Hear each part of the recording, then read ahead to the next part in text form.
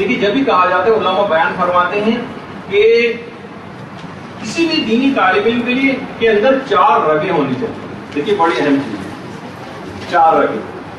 پہلی رگ ہے رگ جد و جہدی کہلاتی ہے. حافظہ کبھی کرنا ہے اور رگ جد و جہدی یعنی خوب محنت. یہ اس وقت آپ کے سامنے آخر ملا قاسم خراسانی جو صاحب کفایت الاصول کہلاتے ہیں. کوئی مجتہد بن ہی نہیں سکتا جب تک کہ وہ کفایہ نہ پڑے. یہ ان کا درس اس وقت ہو رہا ہے. اور اس طرح سے جد و جہد کرتے ہوئے ایک طویل عرصے تک جب انسان علم حاصل کر لیتا ہے تو رگ جد و جہدی اگر طالب علم کے اندر یہ نہیں کہ بابا 2 سال پڑھا 3 سال پڑھا 1.5 سال پڑھا اس کے بعد ناقص معلومات لے کے چلے گا اور معاشرے میں کام کرنا شروع کر دیا. تو خوب محنت کرنی ہے. جی ملا قاسم خراسانی صاحب کفایت الاصول. تو جد و جہد خوب کرنا ہے. رگ جد و جہدی ہونی چاہیے. اور دیکھیے وہ پہلا زمانہ تھا اور آج بھی اس طرح سے آج کل کے دور میں لوگ بیٹھ کے علم حاصل کر رہے ہیں اور پوری جد و جہد کر رہے ہیں. عمر اس کے اندر لگا رہے ہیں. دیکھیے خواتین خاص طور پر میں خطاب کروں گا ان خواتین سے جو غیر شادی شدہ وہ اس موقع کو اور وقت کو بہت غنیمت سمجھیں. اگر اس موقع سے انہوں نے فائدہ اٹھا لیا. دیکھیے سورہ مریم میں جو 25ویں آیت ہے وَحُزِّ إِلَيْكِ بِجِذْعِ النَّخْلَةِ تُسَاقِطْ عَلَيْكِ رَطْبًا جَنِيًّا. 25ویں آیت ہے سورہ مریم. اے مریم اس درخت کو ہلاؤ کھجور کے اور جو تمہیں تازہ خرمے ملے انہیں کھاؤ. جبھی جو زچہ ہے اس کے لیے مستحب ہے کہ اس کو تازہ نو کھجوری کھلائی جائے. لیکن تفسیر حسنہ اشریہ جو اس کے اندر جب یہ قرآن کی آیت سورہ مریم کی 25ویں آیت آئی جس میں حضرت مریم سے کہا گیا کہ اس درخت کو ہلاؤ کھجور کے اور تازہ کھجورے جو گرے اس میں سے کھاؤ, تو تفسیر حسنہ اشریہ میں یہ چیز ہے کہ حضرت مریم نے اس وقت پروردگار عالم سے ایک سوال کیا کہ پروردگارہ اس سے قبل تو جو مجھے غذا ملتی تھی وہ محراب عبادت میں خود حاضر ہو جاتی اور آج مجھے کہا جا رہا ہے کہ میں درخت کو ہلا کر غذا استعمال کروں, یعنی کچھ کام کروں اس کے لیے. تو پروردگار کی طرف سے جواب آیا کہ مریم تم اس وقت صاحب اولاد نہیں تھی, تمہاری تمام تر توجہ ہماری طرف تھی, ہم ہی تمہاری ساری خواہشات پورا کرتے. آج تمہارا ایک بچہ ہے, تمہارا دل اس کی طرف بھی متوجہ ہو گیا ہے اور جتنی مقدار میں بچے کی طرف دل متوجہ ہے اتنی ہماری طرف سے توجہ ہٹ گئی, لہٰذا درخت کو ہلا کر رزق لینا. تو یہ بات یاد رکھ لیجیے. اس موقع سے یہ جب شادی کی مصروفیات شروع ہو جاتی ہیں اور بعد میں کس طرح آپ کے دین کے اوپر ایک اگرچہ اس کے بعد بھی کوششیں کر کے آپ اپنے ٹائم کو مینج کرتے ہوئے حاصل کر سکتے ہیں, لیکن اس موقع جو گولڈن پیریڈ اس سے فائدہ کر نہیں اٹھا ہے اور بعد کے دنوں کا انتظار کیا تو یہ دن آپ کے پاس کبھی نہیں ہے. جبکہ آیت اللہ مستحقی تہرانی فرماتے ہیں کہ جہاز میں جب لوگ جہاز لینڈ کرنا چاہتا ہے رن وے پہ تو اکثر کنٹرول ٹاور سے یہ چیز اعلان ہوتا ہے کہ پہلے کئی اور جہاز آپ سے پہلے فضا میں یا تو آپ چکر لگاتے رہے کسی اور ایئرپورٹ کی طرف چلے جائیں. تو یہ فرماتے ہیں کہ آیت اللہ مستحقی تہرانی یہی معاملہ نور خدا کا اور ملائکہ کے نزول کا بھی ہوتا ہے. اگر کسی کے دل کے رن وے پر گھومے جاؤ شہرت کے جہاز چکا کاٹ رہے ہیں اور مقام و منصب کے تیار اور مقبول ہونے کی خواہشات کے جو جہاز ہیں وہ اتر رہے ہوں تو اب یہ جگہ ملائکہ کے نزول کی نہیں رہی. اب اسے کہا جائے گا کہ واپس چلے جاؤ تو یہ پھر نور ملائکہ اور نور پروردگار یہ واپس چلا جائے اگر یہ سب چیزیں اس دل کے اندر جو ہے وہ موجود ہے.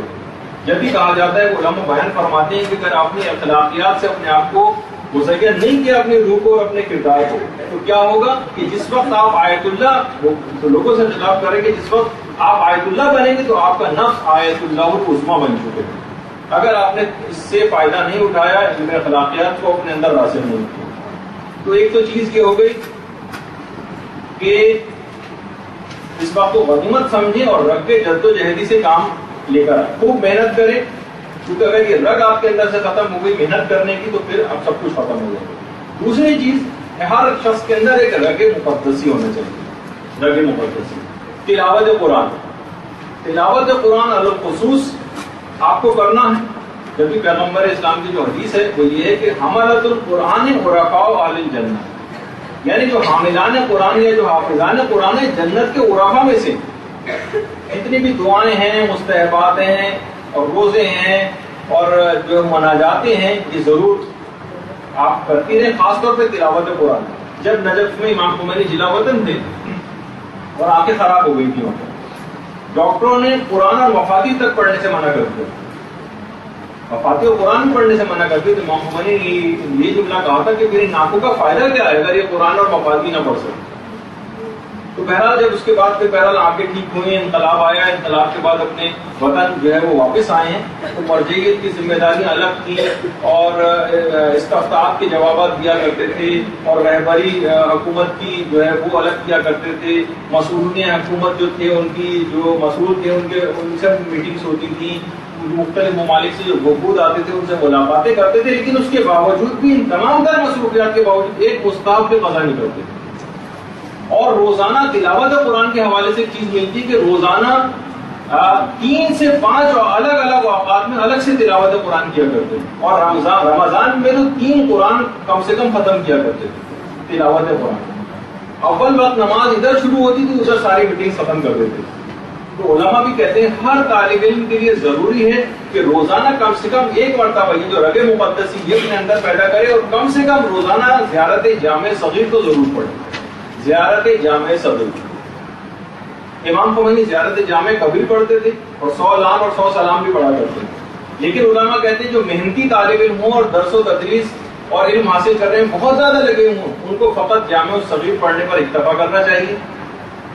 ہاں البتہ جن کو کتابیں نہیں پڑھنا ہے اور صرف رٹی رٹائی منزل سے پڑھنی ہے تو جامع کبیر جو ہے زیارت جامع کبیر کم سے کم 10 مرتبہ دن پہ روزانہ پڑھے. جب کتابیں نہیں پڑھنی تو زیارت ہی پڑھ لیں.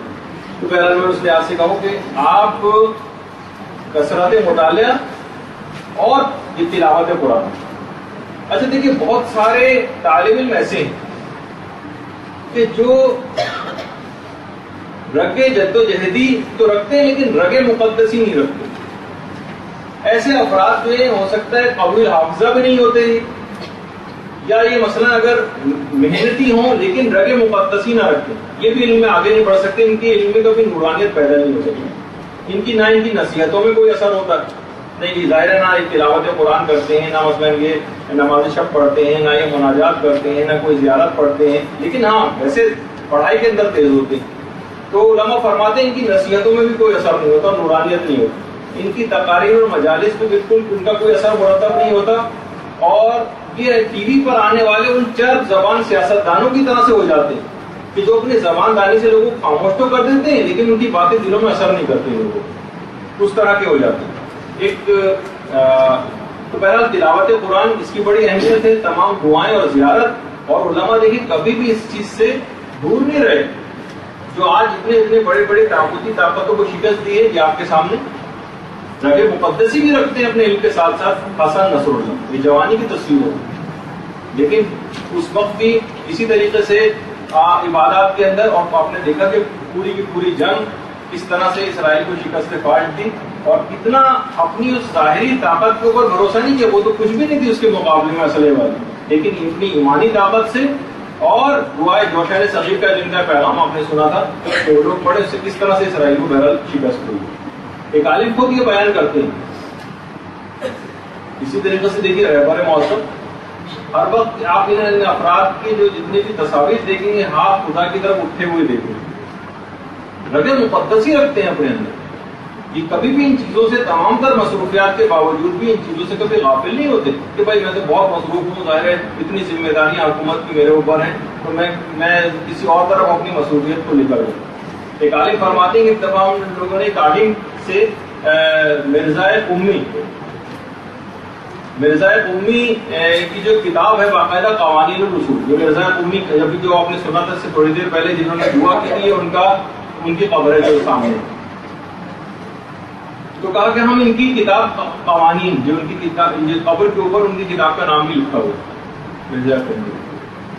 ایک عالم کے پاس گئے اور کہا کہ ہم آپ سے قوانین الاصول جو ہے مرزا قومی کتاب کا درس لینا چاہتے ہیں. انہوں نے کہا کہ میں جو ہوں نماز مغرب کے اول وقت میں پڑھا سکتا ہوں. جس وقت نماز مغرب کا اول وقت ہوتا ہے اس کے علاوہ ٹائم نہیں ملتا. علماء بیان فرماتے ہیں کہ یہ وہ عالم دین تھے کہ جو کہ رگ مقدس ہی نہیں رکھتے. تمام طالب علموں نے کہا اس وقت ہم آقا تقی انصاری کی نماز جماعت میں شریک ہوتے ہیں ہم آپ کے درس میں کیسے ہیں کہ اور وقت دے دیجیے. کہا نہیں میں وقت دوں گا تو پھر صرف نماز مغرب کا اول وقت نماز کو تم گھر پہ جا کر پڑھو اور مجھ سے درس لینا تو ان ٹائمنگس میں ہو. تو کہہ رہے ہیں کہ ہم نے کچھ عرصے بعد دیکھا کہ ان کے درس شروع ہوا لیکن طالب علم آہستہ آہستہ کم ہوتے چلے گئے اور اس کے بعد ایک وقت ایسا آیا کہ طالب علم آنا بالکل بند ہو گیا, درس ہی معطل ہو کے رہ گیا. کچھ عرصے بعد ہم نے دیکھا کہ انہوں نے اپنا لباس روحانیت امامہ اور ابا قبا بھی اتار دیا, پینٹ شرٹ پہننے لگے. اس کے بعد انہوں نے حوزہ علمیہ کو بھی چھوڑ دیا اور ایک کالج جوائن کر لیا اور کچھ عرصے بعد ہم نے دیکھا کہ انہوں نے اپنی گاڑی بھی مونڈ لی اور عام افراد کی طرف سے پڑھ لی. اتنے بڑے عالم تھے کہ قوانین اصول جو مشکل ترین کتاب ہے اس کو پڑھاتے تھے. رگے جدوجہدی تھی, رگے مقدسی نہیں تھی. ان چیزوں سے اپنے آپ کو انہوں نے طاقت نہیں پہنچائی اپنے ایمان کو, اور نتیجہ کیا ہوا کہ بالکل ایسی بے برکتی ان کے اندر چیز پیدا ہو گئی کہ پوری کی پوری ہر چیز ہی کو ختم ہو گئی. تو بہرحال بہت سے دیکھیے طالب علم اچھا نہیں پڑھتے, بہت سے, اچھا میں اس کو الٹی بات بتاؤں, طالب علم بہت سے اچھے نہیں پڑھتے, اچھا نہیں پڑھتے لیکن رگے مقدسی ان کے اندر ہوتی ہے. یعنی نمازیں بھی پڑھ رہے ہیں اور نماز جماعت بھی پڑھ رہے ہیں اور زیارتیں بھی پڑھ رہے ہیں, لیکن کیا ہوتا ہے کہ نہ ان کو تحقیق کا کوئی شوق ہوتا ہے, نہ کوئی مباحثے کا شوق ہوتا ہے, نہ کوئی مطالعے کا شوق ہوتا ہے, البتہ عبادتوں کے اندر لگے رہتے ہیں. تو ایسے افراد کیا بن جاتے ہیں, عالم تو نہیں بن پاتے, عابد بن جاتے ہیں. ٹھیک ہے عابد کا جو ثواب ہے ان کو ملے گا لیکن بہرحال وہ عالم اور عابد کا جو فرق ہے وہ بہرحال وہ ان کے اندر چیز نہیں آ پاتی. اور تیسری چیز, اچھا یہ بلکہ ایک اور بتا دوں کہ جن میں رگے مقدسی ہوتی ہے لیکن رگے جدوجہدی نہیں ہوتی, کہ مدرسے سے اگر فارغ بھی ہو جائیں تو اپنے کم علمی کی وجہ سے اور اپنی بے عملی کی روش کی وجہ سے یہ لوگ مدرسے کو بھی بدنام کرتے ہیں. تیسری رگ, بلکہ 4 رگیں تو ٹائم سے اتنا زیادہ نکلا جا رہا ہے, بہرحال اب 1 گھنٹہ رہ گیا, دوسرے جو آئیں گے ان سے میں پہلے سے بات کر کے آ گیا تھا کہ بات اتنی طویل ہو جائے گی. اس کے بعد ہے رگے توسلی ہونی چاہیے. اس کے رگے توسل, امام سے توسل کرنا, آئمہ سے توسل کرنا, معصومین سے توسل کرنا, امام زمانہ علیہ الصلوۃ والسلام کی ذات گرامی سے توسل کرنا.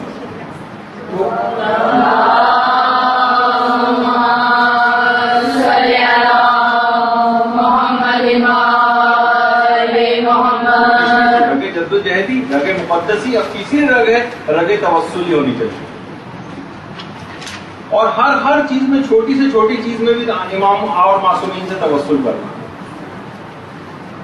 ایک عالم بیان فرماتے ہیں کہ میں اتنی چھوٹی چیزوں میں توسل کرتا تھا کہ ایک دفعہ میں حمام گیا, وہاں میں نے اپنی عقیق کی انگوٹھی اتار کے رکھی, جب غسل سے فارغ ہو جگہ ملتی غائب ہے. کہا میں نے اسی وقت 1000 دفعہ درود پڑھ کے, 10 تسبیحاں پڑھ کے درود کی حضرت نرجس خاتون کو, امام زمانے کی والدہ کو ہدیہ کی. اچانک سے میں نے دیکھا پانی کے اوپر وہ تیرتی ہوئی اوپر آ گئی جو انگوٹھی. تو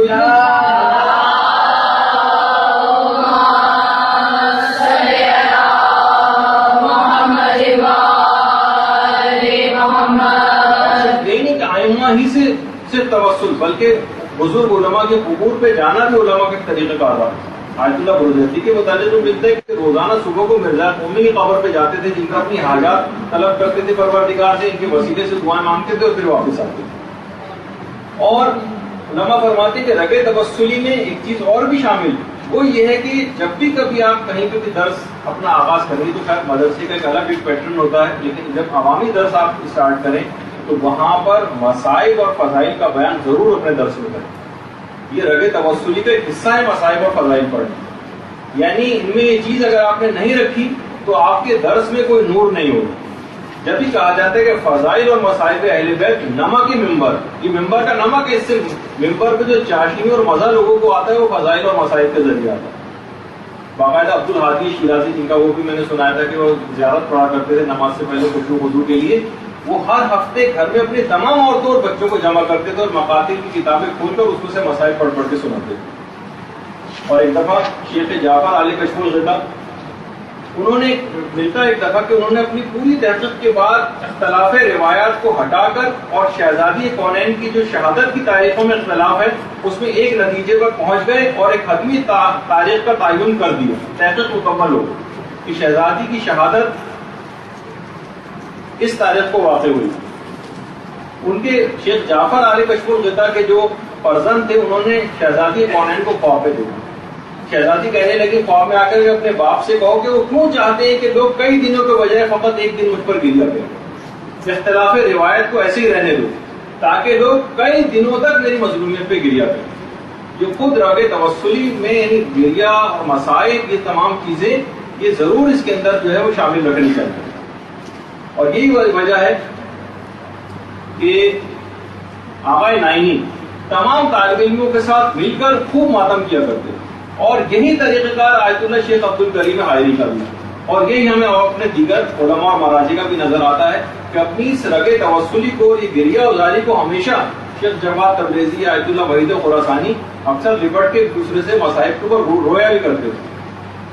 بلکہ اکثر علماء تو یہ کہتے تھے کہ یہ جو درس اکثر علماء مخصوص شہادت کے ایام میں درس کو معطل کر دیتے تھے اور کہتے تھے کہ اصل میں جو یہ مجلس و ماتم ہے یہ درس اصلی ہیں اور یہ ذرا ذرا کی جو گردانی ہے درس فرعی ہے. یعنی کہتے تھے آج ہم نے کلاس کو تبدیل کر دیا. اور آیت اللہ مرشی نجفی فرماتے تھے کہ صرف ہمارے حجرے میں صرف 2 افراد کی گنجائش ہوتی تھی, میں اور امام خمینی دونوں مل کر شہادت کے ایام میں خوب زوردار ماتم کیا کرتے تھے اپنے حجرے میں. تو بہرحال دیکھیے بہت سے علماء تو اس طرح سے بھی توسل کرتے ہیں اور ایک طریقہ کار یہ بھی مرزا قومی جن کے بھی آپ نے خبر بھی دیکھی تھی ان کے متعلق ملتا ہے کہ زیارت جامع کبیر پڑھ کر حضرت اسرائیل کو ہدیہ کرتے تھے کہ جب وقت مرگ میرا آئے اور روح نکالے جانے کا موقع ہو تو اس وقت حضرت اسرائیل مجھ پر آسانی کے ساتھ میری روح کو نکالے. یہ بھی آپ طریقہ کار رکھیں کہ جو ثواب ہے یہ حضرت اسرائیل کو بھی ہدیہ کیا کریں اس نیت سے تاکہ جب وقت انتقال قریب آئے تو ہمیں اس کا فائدہ پہنچے. اور چوتھی رگ جو ہونی چاہیے رگ جدوجہدی, رگ مقدسی, رگ توسلی, اور چوتھی رگ اس کا نام ہے رگ عوامی. عام لوگ جس طرح سے زیارتوں پر جاتے ہیں, مجالس برپا کرتے ہیں, ماتم داری کرتے ہیں, عزاداری کرتے ہیں, دینی رسومات کے اندر سرگرم عمل نظر آتے ہیں, صاحبان ایمان کو بھی ان سے پیچھے نہیں ہونا چاہیے, علماء کو بھی ان سے پیچھے نہیں ہونا چاہیے. یہ نہ سوچیں کہ بھائی یہ تو بڑے عوامی قسم کے کام ہیں, ہم تو بڑے علماء ہیں, یہ عوام کو کرنے تو ہمارا کام تو تحقیق اور علم کی جستجو ہے. جیسے کہ عموماً جو خواتین ہیں, ایک دفعہ ہوا تھا یہاں پر وہ حضرت علی اصغر کے حوالے سے ایک وہ نکالا جاتا ہے, ایران کے اندر بھی جلوس نکالا جاتا ہے جس میں ہرے رنگ کے کپڑے بچوں کو پہنائے جاتے ہیں. تو انہوں نے باقاعدہ ایران سے وہ کپڑے بھی آئے تھے کہ اس جلوس میں بچوں کو کپڑے پہنا کے لائیں. تو کسی خاتون ذاکرہ نے جملہ کہا تھا جو آج تک یعنی میں اس کی کڑواہٹ اپنے اندر محسوس کرتا ہوں, ہم نظریاتی ذاکرہ ہم سے کیا کام لیا جا رہا ہے بچوں کے ہرے رنگ کے کپڑے وغیرہ پہنا. تو اس قسم کے جو جن میں رگ عوامی نہیں ہوتی, یہ دیکھیے ان کے ساتھ بھی بڑا مسئلہ ہوتا ہے, ایک قسم کا تکبر ان کے اندر آ جاتا ہے. آیت اللہ شیخ عبد الکریم حائری کے متعلق ملتا ہے, یہ پاؤں برہنا پیشانی کے اوپر مٹی لگی ہوتی تھی, جسم کے اوپر مٹی لگی ہوتی تھی, گریبان کے بٹن ان کے چاک ہوتے تھے, اس طرح سے عزاداری کرتے تھے جیسے عام لوگ عزاداری کرتے ہیں. ایک رگ عوامی بھی ہونی چاہیے. تو اب دیکھیے بہت سے طالب علم ایسے ہوتے ہیں نہ ان کے اندر رگ جدوجہدی ہوتی, نہ ان کے اندر رگ توسلی ہوتی, نہ ان میں رگ مقدسی ہوتی ہے, نہ ان میں رگ عوامی ہوتی ہے, نہ محنت ہوتی ہے, نہ کوئی مطالعہ ہوتا ہے. ایسے افراد کی اکثر نمازیں بھی قضا ہوتی ہیں, ہم نے دیکھی. یہ افراد دوسروں کو بھی گمراہ کرتے ہیں, خود بھی گمراہ ہوتے ہیں. اب ظاہر جو کوئی شخص نابینا ہے تو وہ ایک نابینا جو ہے دوسرے کو کیا روڈ پار کرائے گا, بلکہ یہ معروف کو منکر اور منکر کو معروف بنا کے پیش کرتے ہیں. اصلاح کے بجائے ایسے افراد زیادہ تر فساد کا سبب بن جاتے ہیں اور خود ساختہ ذاتی نظریات جو ان لوگوں کے ہوتے ہیں اس کو اسلام بنا کر پیش کرتے ہیں. ایسے طالب علموں کو چاہیے کہ اگر یہ 4 چیزیں ہر شخص اپنے اندر محسوس کرے, اگر اس میں یہ نہیں ہے اور وہ اس کو پیدا بھی نہیں کرنا چاہتا تو یہ فیلڈ اس کے لیے بالکل مناسب نہیں ہے. یہ افراد جو ہے ٹھیک ہے تقریریں اور جو اخباری خبریں اور انٹرنیٹ نامہ لوگوں کو اپنی تقاریر کے اندر سناتے رہے, کوئی قرآن و حدیث والی چیز جو ہے پیش نہ کریں اور ان کے لیے بہت ساری جو فیلڈس اور ہیں اس کا انتخاب کریں. تو ورنہ یہ اگر انہوں نے کسی اور فیلڈ کا انتخاب نہیں کیا اور اسی فیلڈ کے اندر ہی مذہب کے اندر آگے بڑھتے رہے تو یہ دوسروں کو بھی گمراہ کریں گے اور خود بھی جہنم میں جائیں گے اور اپنے ساتھ دوسروں کو بھی جہنم کے اندر ڈالیں گے. برحمتك يا أرحم الراحمين وصلى الله على محمد وآله